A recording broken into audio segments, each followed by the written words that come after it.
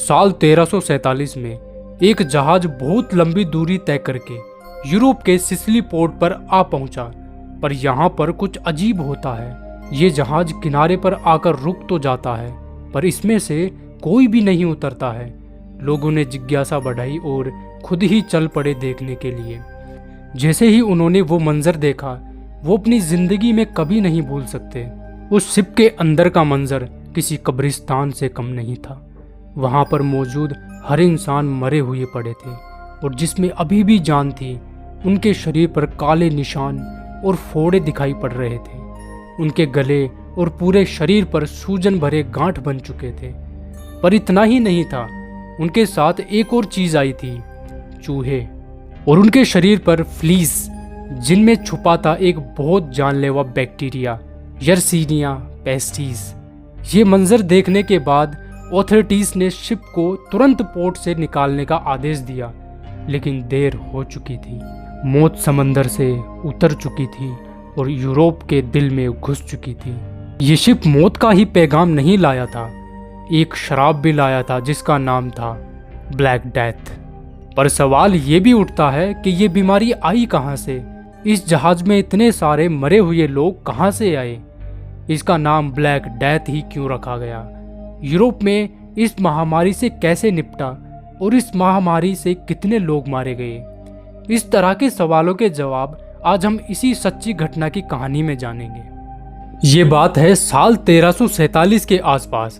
Europe में black death के अलावा भी एक महत्वपूर्ण घटना घट रही थी। सामाजिक और राजनीतिक परिवर्तन हो रहे थे। ये समय यूरोप के लिए एक संकट और बदलाव का युग था। लेकिन ये कठिन समय इतना ज्यादा बढ़ गया कि हर इंसान की जान ले ली। तो ये महामारी आई कहां से? साल 1347 में यूरोप के अंधेरों में एक ऐसी बीमारी ने कदम रखा जिसे आज हम ब्लैक डेथ के नाम से जानते हैं। लाखों जिंदगियां कुछ ही सालों में मिट्टी में मिल गई। लेकिन क्या आप जानते हैं इस बीमारी के पीछे का असली सच क्या था?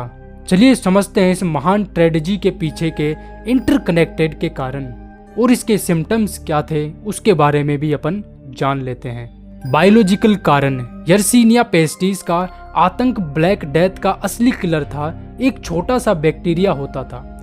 ये बैक्टीरिया फ्लीज यानी के छोटी जंप करने वाली कीड़ियां के शरीर में होता था और ये फ्लीज चूहों के ऊपर रहती थी। जब चूहे मरते, फ्लीज निकलकर इंसानों को काट लेती और बीमारी फैल जाती। 3 तरीके से महामारी फैलने के कारण थे।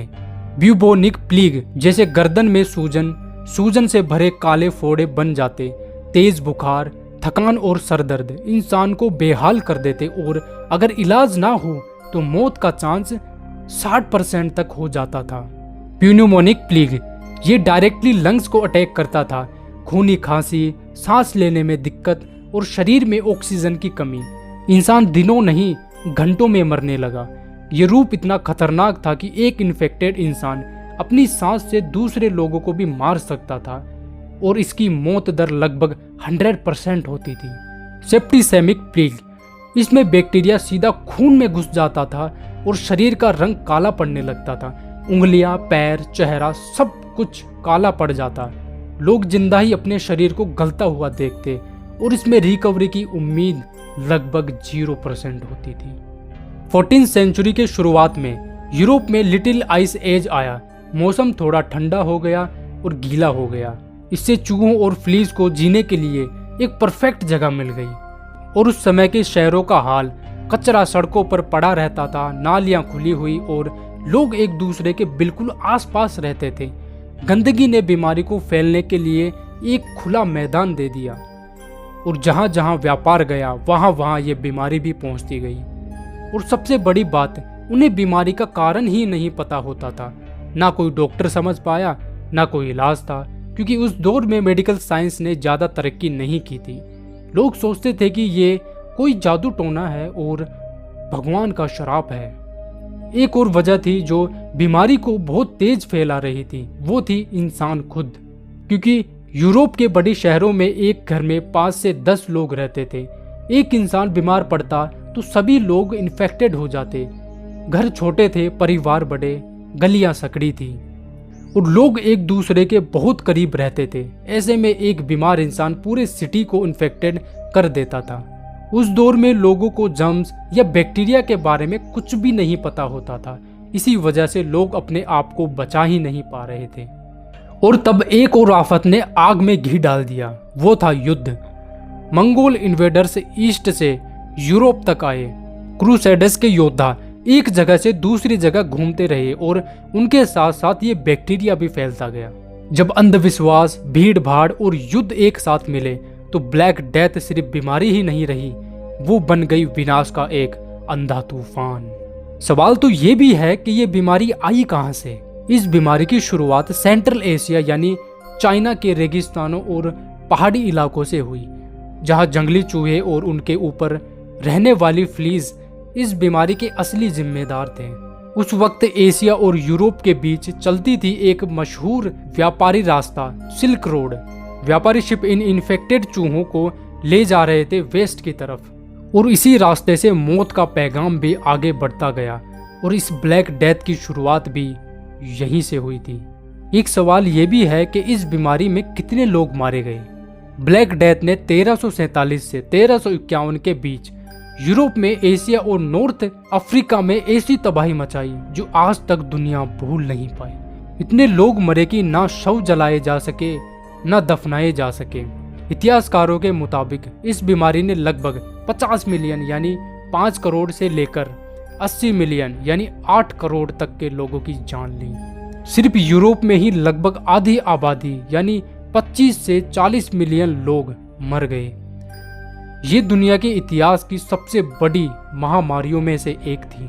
मैं जानता हूं कि आप लोग सोच रहे हैं कि ये बीमारी पूरी तरीके से खत्म हुई या नहीं। तो ब्लैक डेथ कोई एक दिन में खत्म नहीं हुई, लेकिन धीरे धीरे कुछ वजह सामने आई जिन्होंने इस महामारी को रोका। सबसे पहली वजह थी इन्फेक्टेड लोगों से दूरी। लोगों ने शहरों से भागना, अपने घरों में छुपना और बीमार व्यक्तियों से दूर रहना शुरू किया। दूसरी वजह थी विंटर का आना। सर्दियों में फ्लीज कम एक्टिव होती है, इसलिए बैक्टीरिया का फैलाव रुक गया। तीसरी वजह थी बड़ी आबादी का मर जाना। जब आधी आबादी ही खत्म हो गई तो बचा हुआ समुदाय छोटा था, जहां बीमारी ज्यादा नहीं फैल सकी। कुछ शहरों ने समझदारी दिखाई, पोर्ट बंद किए, सफाई शुरू की और बाहर से आने वाले लोगों को अलग रखने लगे। आखिरकार कुछ महीने और कुछ सालों बाद ब्लैक डेथ अपने आप धीरे धीरे कमजोर पड़ गई और अपनी रफ्तार खो बैठी। लेकिन ये बीमारी कभी पूरी तरीके से खत्म नहीं हुई।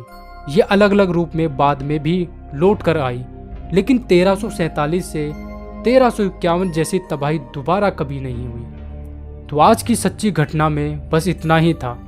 अगर आपको और भी ऐसी सच्ची स्टोरीज देखनी है तो आप जानते हैं आपको क्या करना है। तो तब तक के लिए मैं आपसे अलविदा लेता हूँ और मिलता हूँ आपसे एक ऐसी ही सच्ची घटना की कहानी में।